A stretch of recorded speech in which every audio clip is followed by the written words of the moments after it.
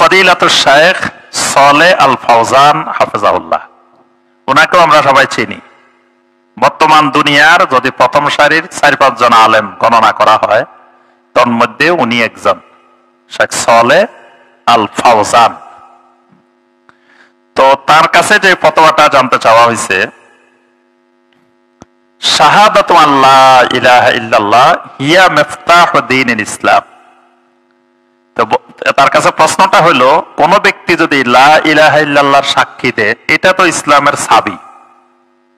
সে সাক্ষী দিল, কিন্তু সাক্ষী দেওয়ার পরে কোনো আমল করে না, যেটা আমাদের দেশে অ্যাভেলেবেল। সাক্ষী দিছে কালেমার, কিন্তু নামাজের বেলায় নাই, সালাতের মধ্যে তারা পাওয়া যায় না, বা ইসলামের আরো যে সকল কাজ আছে সকল কাজে তাকে পাওয়া যায় না। তো তাইলে এই লোকের অবস্থা কি হবে? এই লোকের সাক্ষী এটা কি গ্রহণযোগ্য হবে?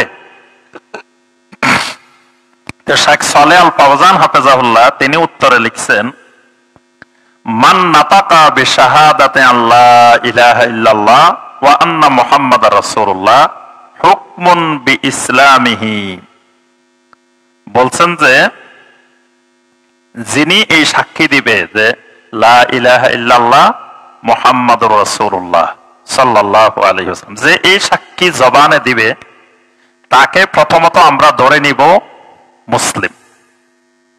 যে সাক্ষী দিবে সে ইসলামে ঢুকছে, সে মুসলিম, তাকে আর সন্দেহ করার দরকার নাই।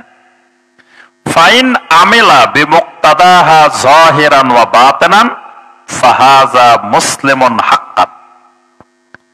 যদি এই সাক্ষীর চাহিদা মোতাবেক প্রকাশ্যে এবং গোপনে সে আমল করে, ফাহাযা মুসলিমুন হাক্কান, সে সত্যিকারের মুসলিম।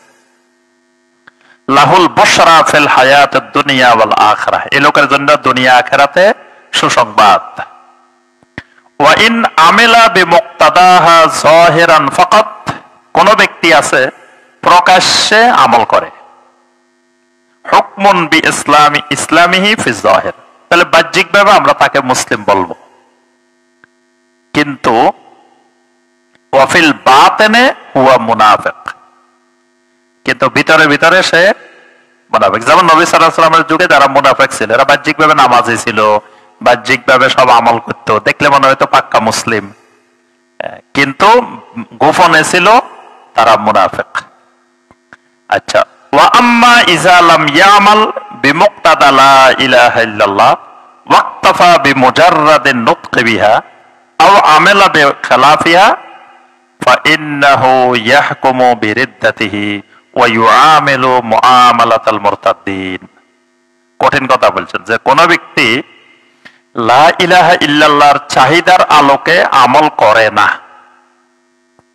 তার সামনে ঘোষণা দেওয়া হয়েছে মসজিদে লা ইলাহা ইল্লাল্লাহ, আশহাদু আল্লা ইলাহা ইল্লাল্লাহ ঘোষণা দেওয়া হয়েছে, তার সামনে ঘোষণা দেওয়া হয়েছে লা ইলাহা ইল্লাল্লাহ, কিন্তু লা ইলাহা ইল্লাল্লাহর দাবি হলো সে ঘোষণা শুনছে মসজিদে আসবে, কিন্তু সে আসে না, বা এরকম কোন চাহিদা অনুযায়ী আমল করে না, শুধু সাক্ষী দিয়ে বসে আছে। অথবা আমল করে সাক্ষীর বিপরীত, এমন এমন কাজ করে যেটা সেই যে লা ইলাহা ইল্লাল্লাহর সাক্ষী দিছে সাক্ষীর বিপরীত কাজ করে, তাহলে এই লোকের ব্যাপারে হুকুম হবে মুরতাদের হুকুম হবে, মুরতাদ। সালেহ আল ফাওজান বলছে ধর্ম ত্যাগীর হুকুম, মুরতাদের হুকুম তার ব্যাপারে হবে। কারণ তিনি বলছেন কামান তারাকা সলাতা মুতাআম্মাদান, ইচ্ছাকৃতভাবে সালাত পরিত্যাগ করে, আও সরাফা শাইয়ান মিন আনওয়াইল ইবাদা লিগাইরিল্লাহ, অথবা ইচ্ছা করে গায়রুল্লাহর জন্য কোন ইবাদত করে, যেমন ধরেন মাজারে সাজদা দেয়, তাহলে গায়রুল্লাহর ইবাদত করলো, মাজারের উদ্দেশ্যে মান্নত করে, মাজারে যায় সন্তান কামনা করে, তারপরে তার অভাব দূর করতে চায়, বিপদ দূর করতে চায় মাজারওয়ালার কাছে, এরকম গায়রুল্লাহর কোন ইবাদত করে, তাহলে